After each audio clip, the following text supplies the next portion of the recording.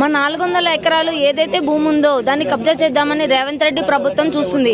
అన్యాయంగా అక్రమంగా విద్యార్థులను కూడా చూడకుండా ఒక గూండాలని నక్సలైట్ని ఎలా అయితే ట్రీట్ చేస్తారో ఆ విధంగా మా మీద అన్యాయంగా లాఠీ చార్జ్ కూడా చేయడం జరిగింది.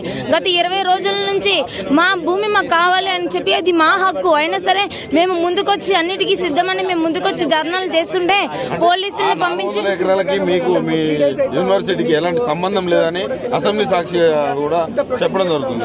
ఏం చెప్తారు దానిపైన? ఆంధ్రప్రదేశ్ ప్రభుత్వం ఉన్నప్పుడే అది ఐఎంజే బరదాకి ఇవ్వడం జరిగింది ఆ ల్యాండ్. కానీ అది ఫేక్ కంపెనీ అవడంతో మళ్ళీ ఆ ల్యాండ్ అది పెండింగ్ లో పడింది. వైస్ ఛాన్సలర్స్ ఎవరైతే ఉన్నారో మా దురదృష్టవశాత్తు వాళ్ళు పట్టించుకోలేదు. కానీ పెండింగ్ లో ఏదైతే భూమి ఉందో కోర్టులోని హైకోర్టులోని డిసిజన్ అయిన తర్వాత మళ్ళీ ఆ ల్యాండ్ ఏదైతే ఉందో అది బ్యాక్ వచ్చింది. బ్యాక్ వచ్చిన తర్వాత ఆ ల్యాండ్ ఎవరిదైతుంది? మా దగ్గర నుంచి ఐఎంజే బరదాకి మేము ఇచ్చిన మా ల్యాండ్ మళ్ళీ హైకోర్టు నుంచి మేము తీసుకున్నాం, మాకు వచ్చింది ఆ ల్యాండ్. హైకోర్టు నుంచి తీర్పు వచ్చిన తర్వాత ఎవరిదైతుంది? అది మేము ఇచ్చినాం కాబట్టి మాకు వస్తుంది. అది తెలంగాణ ప్రభుత్వాన్ని ఎట్లయితుంది, కాంగ్రెస్ ప్రభుత్వాన్ని ఎట్లయితుంది? ఈ రోజు కూడా మేము సైట్ ని చూద్దామని పోయినాం. అక్కడ కబ్జా అయితే ఎక్కడైతుందో మష్రూమ్ రాక్స్ దగ్గర ఏరియాకి పోతుంటే చాలా మంది పోలీసులతో పంపించి లాఠీ చార్జ్ చేయించడం జరిగింది. అమ్మాయిలను కూడా చూడకుండా చాలా క్రూరంగా అసభ్యకరంగా బిహేవ్ చేయడం జరిగింది. లేడీ కానిస్టేబుల్స్ కూడా వాళ్ళతో కూడా కొట్టించడం జరిగింది. లాఠీ చార్జ్ కూడా చేయడం జరిగింది. నేను ఒకే ఒక ప్రశ్న అడుగుతున్నా, రేవంత్ రెడ్డి నువ్వే కనుక మనిషి పుట్టినట్టయితే ఒక విద్యార్థిగా వచ్చి నువ్వు ఆలోచించు. ఇక్కడికి వచ్చి చూడు ఎన్ని మూగజీవులు చనిపోతున్నాయో. ఇక్కడ 500 పైగానే ఇక్కడ జీవరాశులు ఉంటున్నాయి. ఇది సమ్మర్ లో నేను గ్లోబల్ వార్మింగ్ ని కూడా నువ్వు ఎంకరేజ్ చేస్తున్నావు రేవంత్ రెడ్డి.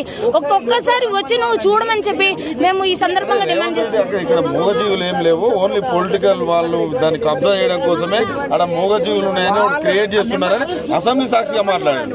దానికి ఏం చెప్తారు మీరు? రేవంత్ రెడ్డి నీకు గుంట నాయకులు ఎవరు కనిపిస్తున్నారు? ఎన్ఎస్సీఐ క్యాడర్ కనిపిస్తుందా? ఇక్కడ ఎన్ఎస్సీఐ క్యాడర్ ఎక్కడుంది? ఇక్కడ చూపించి రేవంత్ రెడ్డి వచ్చి మా విద్యార్థులని మా హక్కు కోసం మేము పోరాడితే నువ్వు మమ్మల్ని గుంట నాయకులు అంటావా?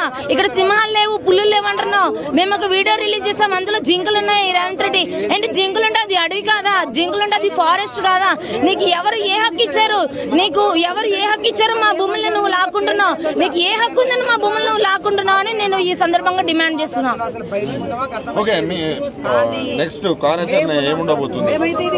ఏదైతే 400 ఎకరాలను ఇప్పుడు డిఫారెస్టేషన్ చేస్తారో ఆ ఏరియా మొత్తం మాది.